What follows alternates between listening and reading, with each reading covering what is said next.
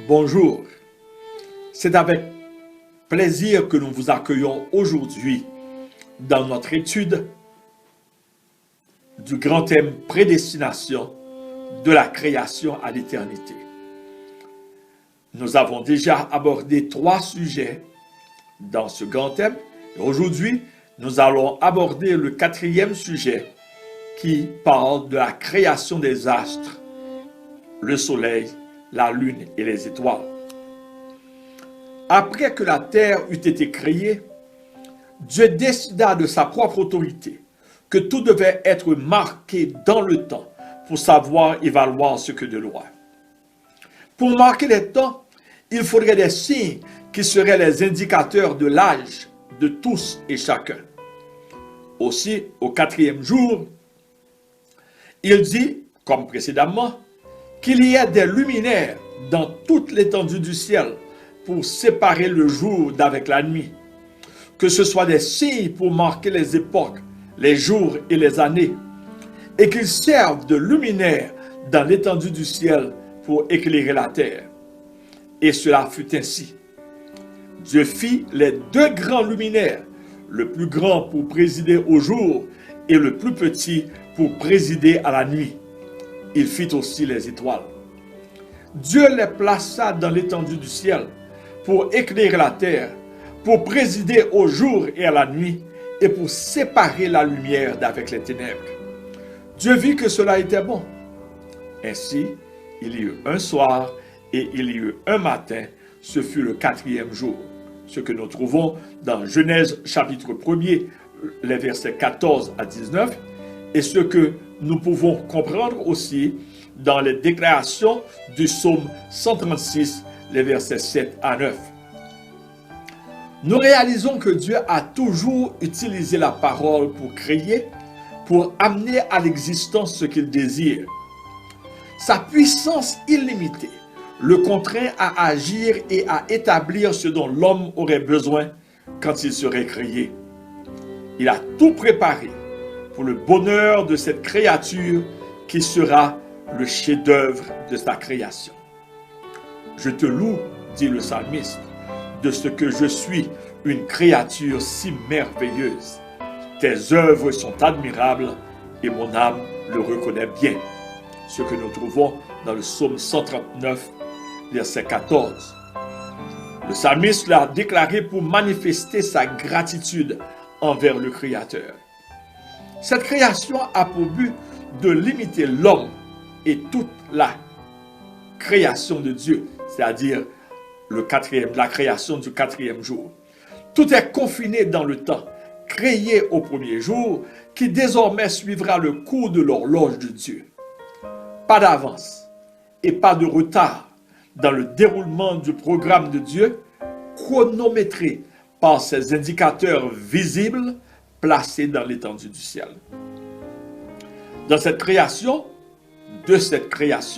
vont dépendre les mois et les années, les époques et les saisons. Tout fonctionnera selon l'aiguille de l'horloge du temps, destinée à enseigner que seul Dieu possède l'immortalité, ce que nous trouvons dans 1 Timothée 6, verset 16. Il est l'Éternel. Écoute Israël, l'Éternel notre Dieu est le seul Éternel. C'est la déclaration que nous trouvons dans Deutéronome 6 et le verset 4. Ces manifestations du temps, le jour, la nuit, les ténèbres, le midi, le matin, toutes ces manifestations sont établies pour attirer notre attention sur celui qui prend soin de nous au temps de la détresse. Un chant le dit bien, dans nos détresses, Dieu nous tend ses richesses. Son grand amour veille sur nous, nuit et jour. Et c'est ce que nous réalisons dans notre vie quotidienne.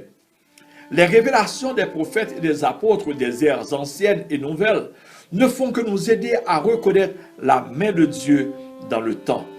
Ces révélations nous dessillent les yeux sur le dessein éternel de Dieu dans la réalisation de ses promesses accomplies au temps marqué effet de sa prédestination pour l'homme.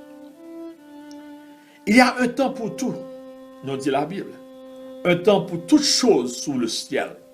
Ce que nous trouvons dans Ecclésiaste chapitre 3, le verset 1er.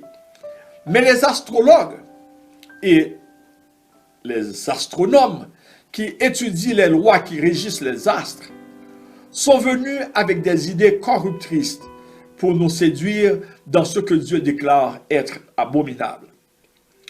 Ils nous invitent à l'étude de l'astrologie et nous parlent d'horoscope, de lecture des courses des astres pour déterminer les effets spirituels de ces déplacements sur un monde en détresse. Ils contraignent les naïfs à se livrer tête baissée à une étude impliquant leur foi en des déclarations sans fondement, en des théories diaboliques qui pervertissent l'âme des adhérents. Ils promettent la liberté quand ils sont eux-mêmes esclaves de ce qui a triomphé d'eux. La magie, la sorcellerie, la nécromancie, la chiromancie, le spiritisme, le spiritualisme et toute autre forme de satanisme. Ce que nous trouvons dans 2 Pierre 2, versets 18 et 19. Alors que ces soi-disant professeurs nous instruisent dans ces pratiques, Dieu pour sa part déclare que ces choses sont abominables à ses yeux. Qu'on ne trouve chez toi, dit Dieu, personne qui fasse passer son fils ou sa fille par le feu, personne qui exerce le métier de devin, d'astrologue, d'augure, de magicien, d'enchanteur, personne qui consulte ceux qui évoquent les esprits ou disent la bonne aventure, personne qui évoque les morts, car quiconque fait ces choses est une abomination à l'Éternel. Ce que nous trouvons dans Deutéronome 18, les versets 10 à 12. Les signes du zodiaque ne devaient pas intéresser ceux qui se réclament du nom de Jésus, qui sont ses disciples, qui marchent sur ses traces. N'introduisez donc point ces abominations dans l'Église de Dieu pour en pervertir les membres. Les astres sont là pour marquer les époques, les jours et les années, mais pas pour en tirer des pronostics, car ils sont sur nos têtes dans l'étendue pour éclairer la terre. Les astres sont là pour raconter la gloire de Dieu. Quand nous lisons le psaume 19, les versets 2 à 7, ce psaume est introduit par les cieux raconte la gloire de Dieu. Notre culture influe beaucoup sur nos mœurs, nos habitudes et même sur notre caractère, de sorte que le caractère que Dieu veut que nous ayons doit nous débarrasser de notre vieil homme pour revêtir le caractère de Jésus qui seul peut lui plaire. Mais revêtez-vous du Seigneur Jésus et n'ayez pas soin de la chair pour satisfaire les convoitises. Ce que nous trouvons dans Romains 13, verset 14. Vous, tous qui avez été baptisés, vous avez revêtu Christ. Galates 3, verset 27. Pour nous revêtir du Seigneur Jésus, nous devons comprendre cette déclaration en analysant le texte. Le mot grec pour revêtez-vous est andio, qui signifie s'habiller, mettre un vêtement. L'homme né de nouveau doit mettre le vêtement du Christ pour faire partie de la reine céleste. Donc, il ne peut vautrer dans les choses interdites par Dieu. Il ne peut observer les astres pour trouver des solutions à sa vie présente et future, et même se livrer à son passé pour préparer son futur, car sa vie est cachée en Christ. Dans Colossiens 3, verset 3, c'est ce que nous lisons. La vie de tout individu, la vie de celui qui sert Dieu est cachée en Christ.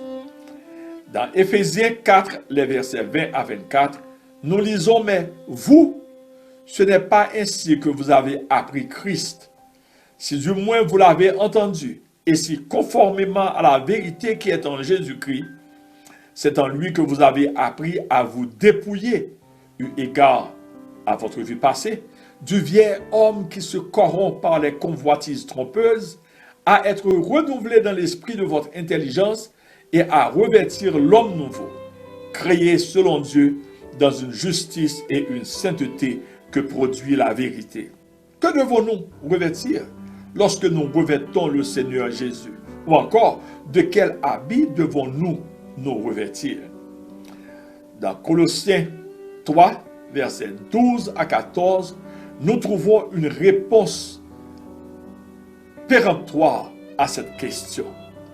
Ainsi donc, comme des élus de Dieu saints et bien-aimés, revêtez-vous d'entrailles de miséricorde, de bonté, d'humilité, de douceur, de patience. Supportez-vous les uns les autres et, si l'un a sujet de se plaindre de l'autre, pardonnez-vous réciproquement. De même que Christ vous a pardonné, pardonnez-vous aussi. Mais par-dessus toutes ces choses, revêtez-vous de la charité qui est le lien de la perfection. Rappelez-vous que le programme du Dieu Yahweh est de préparer un peuple à vivre dans l'éternité, mais pas dans le temps. Le temps n'est autre que la durée de notre pèlerinage sur cette terre, en attendant la manifestation du grand Dieu et de notre Seigneur Jésus-Christ. Alors, je vous le déclare, préparez-vous à la rencontre de votre Dieu au pèlerin sur la terre.